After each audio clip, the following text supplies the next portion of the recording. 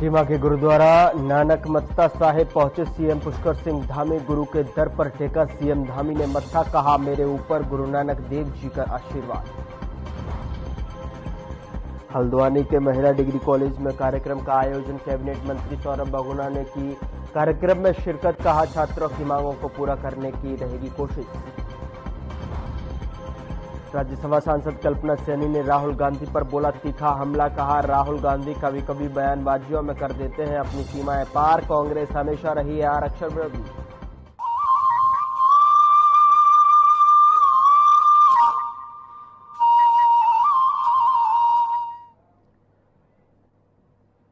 नमस्कार, मैं हूं आपके साथ गौरव राजेंद्र। बुलेटिन की शुरुआत करते हैं। प्रदेश के मुख्यमंत्री पुष्कर सिंह धामी शनिवार को एक दिवसीय भ्रमण पर जनपद चंपावत पहुंचे, जहां पर उन्होंने जनपद के आपदा प्रभावित क्षेत्र सरयू घाटी, काली घाटी, पंचेश्वरी घाटी, रौसाल और तामली के क्षेत्रों का जो है हवाई सर्वेक्षण किया। एनएचपीसी गेस्ट हाउस बनवसा में जनपद के अधिकारियों के साथ बैठक कर मुख्यमंत्री ने अतिवृष्टि से प्रभावित क्षेत्रों में राहत एवं बचाव कार्य और अतिवृष्टि से प्रभावित क्षेत्रों में जनजीवन सामान्य बनाने और पुनर्निर्माण कार्यों की अधिकारियों से विस्तृत जानकारी ली।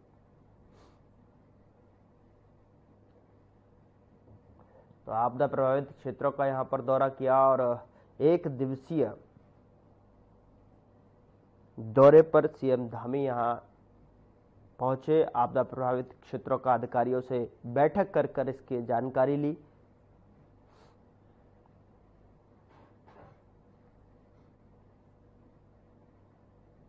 सीएम धामी ने एक दिवसीय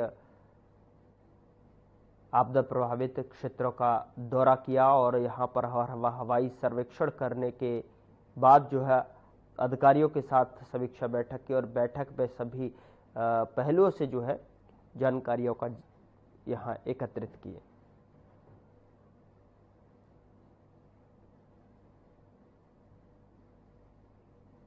आपदा प्रभावित क्षेत्रों का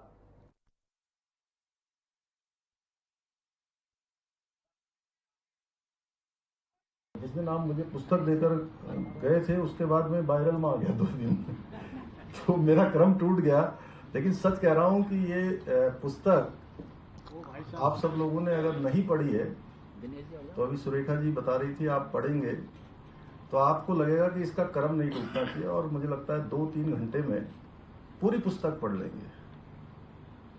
तो ऐसी पुस्तक के हमारे रचयिता और जिन्होंने ये भी लिखा कि मैं वर्दीधारी था, उसके पास शब्दों का सीमित कोश होता है। नुकसान पूरे राज्य के अंदर अलग अलग स्थानों पर हुआ है और जहाँ भी इस प्रकार का नुकसान हुआ है मैंने कोशिश की है वहाँ पर पहुँचूँ। पिछले दिनों में बूढ़ा केदार क्षेत्र में, घनसाली क्षेत्र में, गुरुपुर क्षेत्र में, केदार घाटी में और चमोली जनपद के सीमांत क्षेत्र में मैं स्वयं पहुँचा था। आज मैं वहाँ चंपावत भी जा रहा हूँ और वहाँ पर जाने के बाद उस सर्वेक्षण के बाद मैं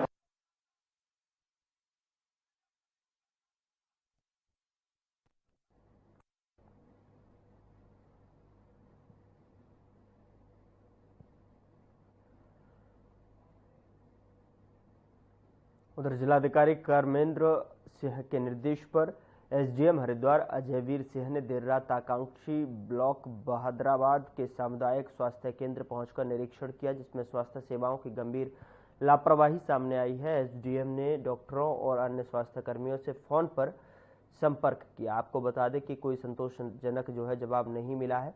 एसडीएम का गुस्सा फूट पड़ा। उन्होंने तुरंत फोन पर ही अनुपस्थित कर्मचारियों को फटकार लगाई। साथ ही आपको बता दें कि एसडीएम अजयवीर सिंह ने अस्पताल की इस लापरवाही पर गहरी नाराजगी जताई है।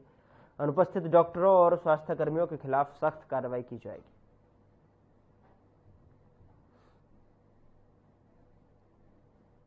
तो एसडीएम ने स्वास्थ्य केंद्र का निरीक्षण किया, साथ ही ड्यूटी से गायब जो डॉक्टर मिले उन और स्टाफ भी यहां पर गैर हाजिर रहे। स्वास्थ्य कर्मियों के खिलाफ जो कार्रवाई के निर्देश एसडीएम ने दे दिए हैं।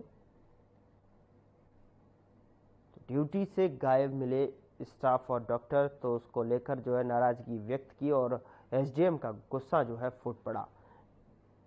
कार्रवाई के निर्देश दे दिए गए।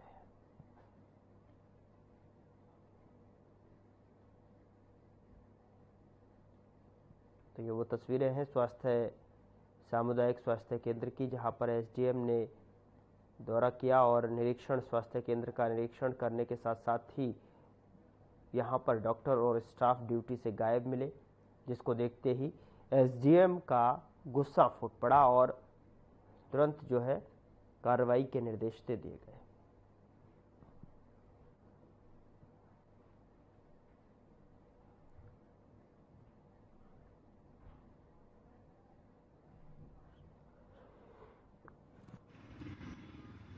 महोदय के आदेश हुए थे औचक निरीक्षण करने के, जो हमारे सामुदायिक स्वास्थ्य केंद्र बहादुराबाद का, उसके लिए मेरे लिए हुआ था। मेरे द्वारा वहाँ पे रात को 11:50 पे औचक निरीक्षण करा गया था। मौके पर वहाँ पे दुर्भाग्यवश चैनल बंद मिला था जिसमें ताला लगा हुआ था। वहाँ पे एक पीआरटी जवान थे सोनू नाम से, और जब वहाँ पे पूछताछ करी तो एक नर्स स्टाफ मिली थी ममता सैनी जी के नाम से। ये लोग रात्रि ड्यूटी पे थे। चच्चा बच्चा केंद्र जो परिसर के अंदर ही है वहाँ पे ड्यूटी पे थे, लेकिन जो हमारा सामुदायिक स्वास्थ्य केंद्र है वहाँ के ना वहाँ पे वार्ड बॉय मिले, ना वहाँ पे कोई चिकित्सक ऑन कॉल मिले, जो कि इमरजेंसी की स्थिति में होने चाहिए। जो सामान्य समय रहता है वो सुबह 8 से 2 बजे का रहता है। उसके बाद इमरजेंसी की सुविधाएं उपलब्ध होनी चाहिए किसी भी सामुदायिक स्वास्थ्य केंद्र पर, किसी भी प्राथमिक स्वास्थ्य केंद्र पर भी होनी चाहिए।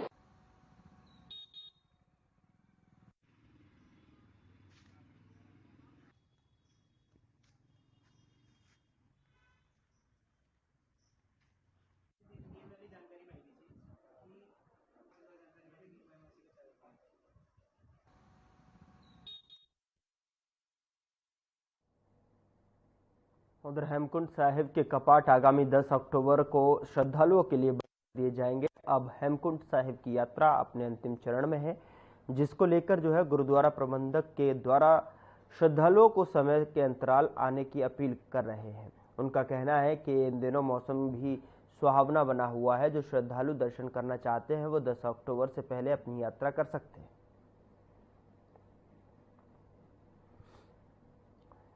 दस अक्टूबर को बंद हो जाएंगे कपाट। 2 लाख से अधिक दर्शनार्थी कर चुके हैं अब तक दर्शन। जो है हेमकुंड साहिब के कपाट जो है 10 अक्टूबर को बंद हो जाएंगे, जिससे कि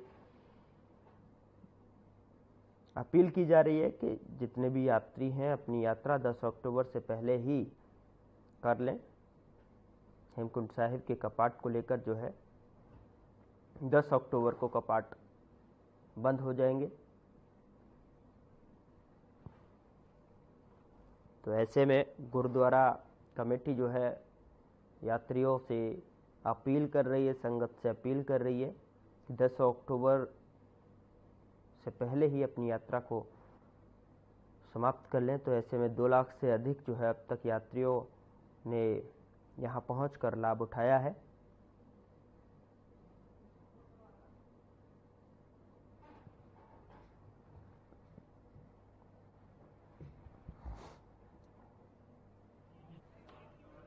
पच्चीस मई 2024 को श्री हेमकुंड साहिब जी की यात्रा आरंभ हुई थी और इस साल 10 अक्टूबर को यात्रा का समापन दिवस होगा। मौसम बिल्कुल बढ़िया है, ट्रैक भी ठीक है और पिछले दिनों से जब से मौसम साफ हुआ है यात्रियों की संख्या में काफ़ी बढ़ोतरी हुई है। सो भी 17-18 दिन शेष हैं, तो सभी यात्रियों से निवेदन है कि जिन्होंने भी अपना प्रोग्राम बना रखा है वो श्री हेमकुंड साहिब जी के दर्शन दीदारे करने जरूर पहुंचें। समापन वाले दिन भी लगभग 2-2.5 हज़ार यात्री पहुंचने की संभावना है। इस साल यात्रा बहुत अच्छी रही है।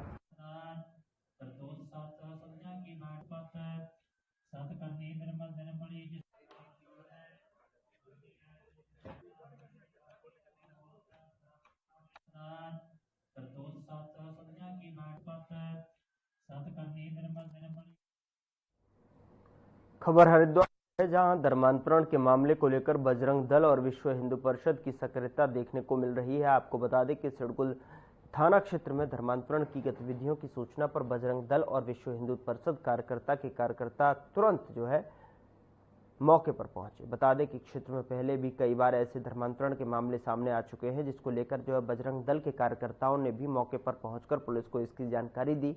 तो वहीं मामले को लेकर सिडकुल थाना पुलिस जांच में जो है पूरी तरीके से यहां पर जुट गई है।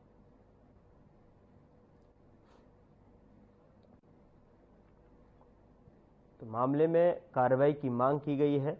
तस्वीरें आपके सामने टेलीविजन स्क्रीन पर आप देख सकते हैं कि यहाँ पर धर्मांतरण का एक मामला जिसको लेकर जो है बजरंग दल और विश्व हिंदू परिषद जो है यहाँ मौके पर पहुंचे और जिसके बाद जो है इस पूरे मामले की जानकारी पुलिस को दी गई और कार्रवाई की मांग की गई।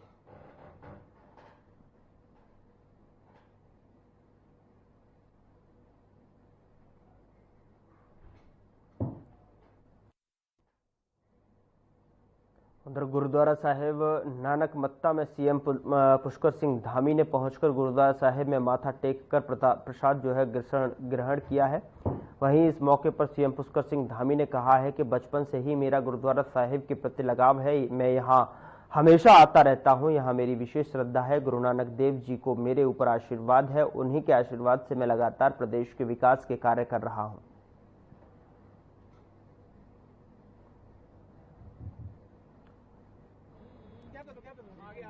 नानक मत्ता गुरुद्वारा साहब हमारी आस्था श्रद्धा का केंद्र है और मैं बचपन से यहाँ आता रहा हूँ। जब भी मुझे अवसर मिलता है और जब भी गुरु घर की कृपा होती है, क्योंकि बिना कृपा के कोई यहाँ पहुँच नहीं सकता। जब भी गुरु घर का बुलावा होता है तब यहाँ पहुँचते हैं। मैं भी यहाँ आता हूँ तो हमेशा उनसे प्रार्थना करता हूँ कि हमारे राज्य में सुख शांति रहे, राज्य हमारा आगे बढ़े, हर दृष्टि से सभी खुशहाल हों। 21वीं सदी का हमारा ये तीसरा दशक, उत्तराखंड का दशक हो। हर दशक इन 10 सालों में उत्तराखंड हर क्षेत्र में प्रगति करे, हर प्रकार से समृद्ध हो, यही गुरु घर से अरदास है। बाकी गुरु महाराज की हम सब पर कृपा बनी रहे।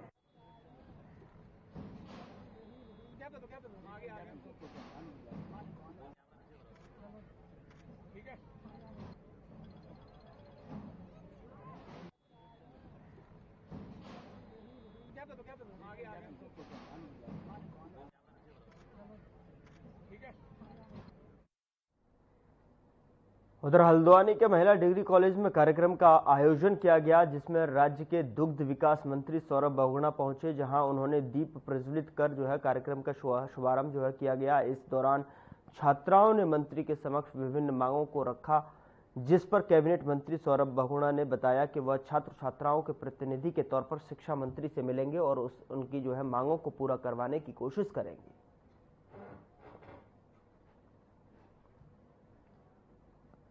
तो मंत्री सौरभ बहुगुणा ने शिरकत की। आपको बता दें कि इस कार्यक्रम में मंत्री सौरभ बहुगुणा ने शिरकत की, छात्र छात्राओं से संवाद किया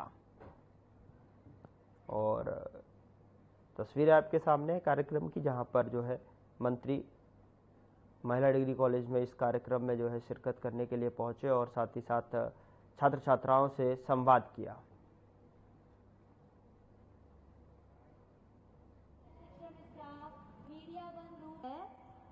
मांगे हैं इनकी कुछ, इन्होंने कुछ सरकार के सामने इन्होंने कुछ डिमांड रखी है और मैं ज़रूर इनका प्रतिनिधि बन के माननीय शिक्षा मंत्री धन सिंह रावत जी के समक्ष इनकी मांगों को रखूंगा और जितनी भी मांगों को पूर्ण किया जा सकेगा ज़रूर इस पर कार्रवाई कराएंगे।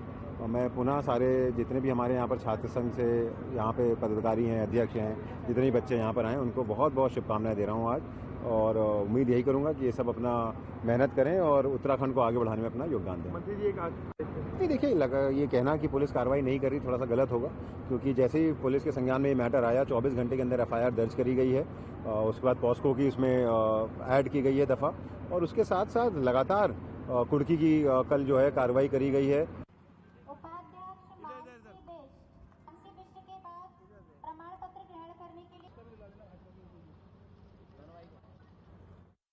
सभा सांसद कल्पना सैनी ने राहुल गांधी पर तीखा हमला बोला है। उन्होंने भाजपा प्रदेश कार्यालय में प्रेस कॉन्फ्रेंस करके कांग्रेस पर आरोप लगाते हुए कहा कि कांग्रेस पार्टी हमेशा से ही आरक्षण विरोधी रही है।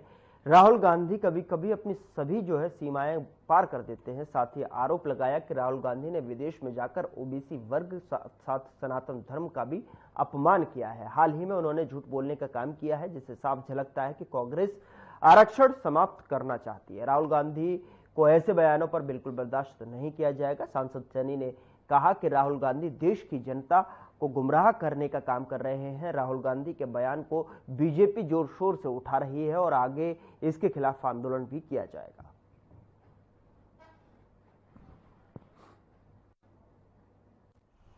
हमारे प्रधानमंत्री के लिए बिल्कुल ये ध्यान नहीं रहा है और अपने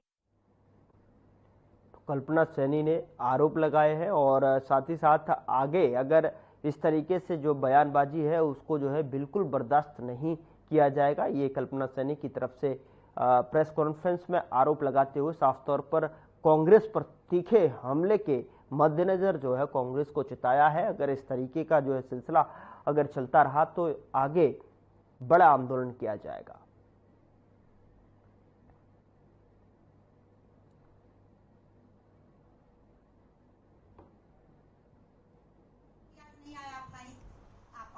हाँ, मैंने आज प्रेस वार्ता की और दुख है मुझे इस बात का कि मेरे देश का विपक्ष का नेता, मेरा एलओपी, विदेश में जाकर विदेश की धरती पर उन बातों की बात करता है जिनमें सच्चाई अगर देखी जाए तो न के बराबर है।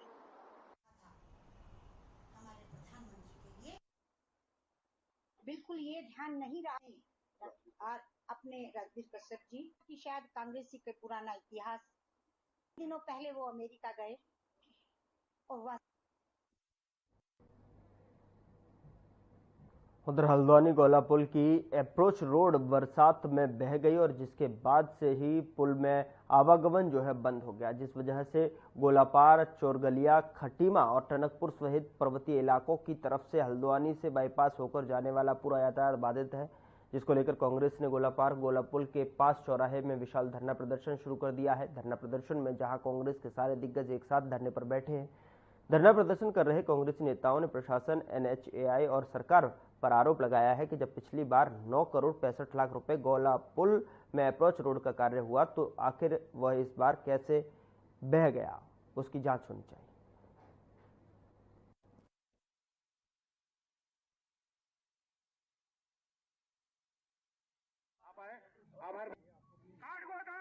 ये जो भारी बरसात के कारण गोला पुल यहाँ पे अप्रोच क्षतिग्रस्त हुई है, बाकी स्टेडियम को जो क्षति हुई है उसके संबंध में आज एक ज्ञापन दिया गया है और अस्थायी मार्ग चालू करने के साथ साथ पुल को भी शीघ्र चालू करने की मांग की गई है। इस संबंध में यही अवगत कराना है कि वन विभाग द्वारा अस्थायी मार्ग चालू करने के लिए यहाँ पे कार्य प्रारंभ कर दिया गया है और एनएचएआई द्वारा आईआईटी रुड़की से तकनीकी सलाह लेने उपरांत शीघ्र ही कार्य प्रारंभ करने की कार्य योजना तैयार की जा रही है। जैसे ही वन विभाग का मार्ग तैयार होता है इसको अस्थायी रूप से यातायात हेतु खोल दिया जाएगा। देखिए, सबसे बड़ा दुर्भाग्य आज इस प्रदेश का है कि प्रचंड बहुमत की सरकार है और सरकार की संजीदगी नाम की कोई चीज नहीं है।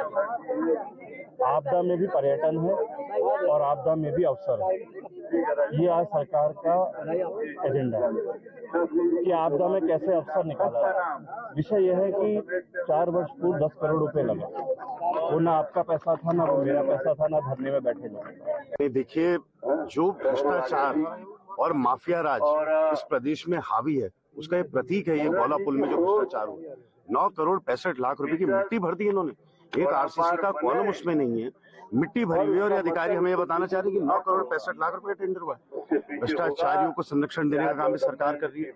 बलात्कार में संलिप्त जो लोग हैं उनको संरक्षण देने का एक कार्य कर रही है। माफियाओं को, विधायक का भाई 45 लाइव राउंड के साथ नेपाल सीमा में पाया जाता है। गोला पुल की जो स्थिति सबके सामने है और दूसरा हमारा अंतर्राष्ट्रीय स्टेडियम जो टूटने के कगार पर है, इन दोनों चीजों को लेकर के मेरा ये कहना है कि भारतीय जनता पार्टी की सरकार, उसका कोई मतलब नहीं है जनता की जो समस्या है उनका निराकरण करने का।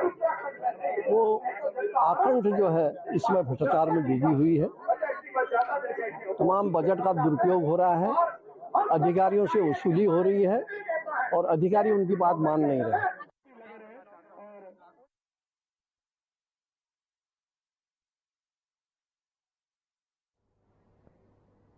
उधर नैनीताल जिले में पार्किंग से जुड़ी एक अच्छी खबर है। पार्किंग की दृष्टि से महत्वपूर्ण पर्यटन स्थानों पर केएमवीएन पार्किंग बनाने जा रहा है। फिलहाल नैनीताल में 2 पार्किंग, भीमताल में 1 पार्किंग और हल्द्वानी में 2 पार्किंग है। इसके अलावा कैंचीधाम, सातताल और हल्द्वानी में 4 से 5 पार्किंग पाइपलाइन में हैं और साथ ही पर्यटन स्थलों में जाम और गाड़ी खड़ी करने की समस्या को लेकर पार्किंग बनाने का काम चल रहा है।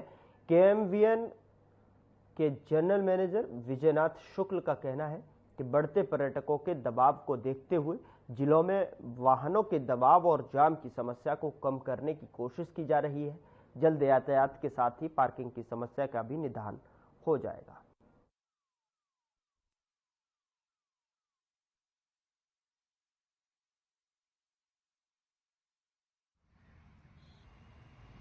देखिए, जहाँ तक पार्किंग की बात है, वीसी मैडम के निर्देश पर लगातार हम नैनीताल, हल्द्वानी और भीमताल जितने हमारे पर्यटन के दृष्टि से महत्वपूर्ण क्षेत्र हैं, सभी में पार्किंग की व्यवस्था कर रहे हैं। हमारे नैनीताल में 2 पार्किंग बन के तैयार हैं जिनके टेंडर किए गए हैं। भीमताल में हमारी गर्म पानी में 1 पार्किंग है, 2 पार्किंग हमारी हल्द्वानी में है। इसके अलावा हमारी 3-4 पार्किंग अभी पाइपलाइन में है, जिस पे हम काम कर रहे हैं ताकि वाहनों को खड़े करने की व्यवस्था की जा सके और सड़क पे लगने वाले जाम से मुक्ति पा सकें। उधर देहरादून जनपद के ऋषिकेश क्षेत्र में शराब पीकर हुड़दंग करने वाले और रेस्टोरेंट और ढाबों में शराब का सेवन करने वालों के खिलाफ पुलिस एक्शन मोड में काम कर रही है। इसको लेकर देहरादून के एसपी देहात लोकजीत सिंह ने कहा कि ऐसे मामलों पर ऋषिकेश में पिछले 240 दिनों में 113 अभियोग पंजीकृत किए गए हैं और लगभग इतनी ही संख्या में लोगों की गिरफ्तारी भी की गई है। साथ ही उन्होंने कहा कि 20 मामले स्मैक तस्करी के भी देखने को मिले हैं, जिसमें जो है अभी तक 24 लोगों को गिरफ्तार किया गया है।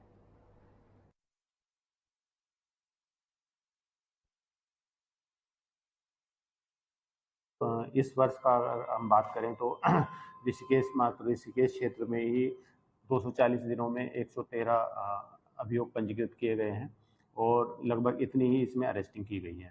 साथ ही स्मैक के भी कम से कम 20 केस हम लोगों ने वहाँ पर किए हैं और उसमें लगभग 24 लोगों की अरेस्टिंग हम लोगों ने की है और इसका अमाउंट तो अलग अलग उसमें अलग अलग रहता है, लेकिन काफ़ी बड़ी मात्रा में हम लोगों ने रिकवरी की है और इससे उनका मनोबल भी टूटा है वहाँ का। लेकिन अभी इसमें क्योंकि ये समस्या काफ़ी बड़ी है, इसमें और अधिक हम लोग प्रयास करेंगे और अभी इसमें गुंजाइश से काम करेंगे।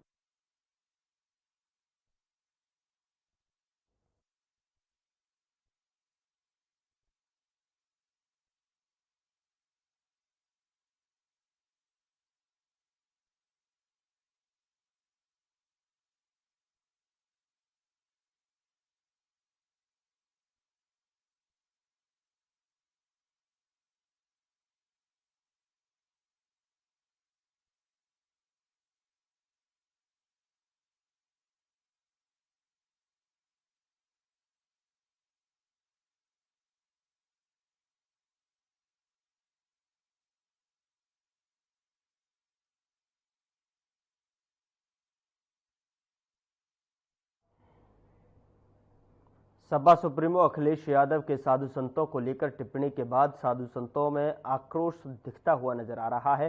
हरिद्वार के साधु संतों ने कनखल चौक पर अखिलेश यादव का पुतला फूका और माफी मांगने को कहा। इतना ही नहीं, साधु संतों ने आरोप लगाया कि अखिलेश यादव सनातन धर्म को टारगेट करने का काम कर रहे हैं। साधु संतों ने चेतावनी देते हुए कहा है कि यदि अखिलेश यादव ने अपने बयान पर माफी नहीं मांगी तो उन्हें हरिद्वार में घुसने नहीं दिया जाएगा और उनके खिलाफ उग्र आंदोलन भी किया जाएगा।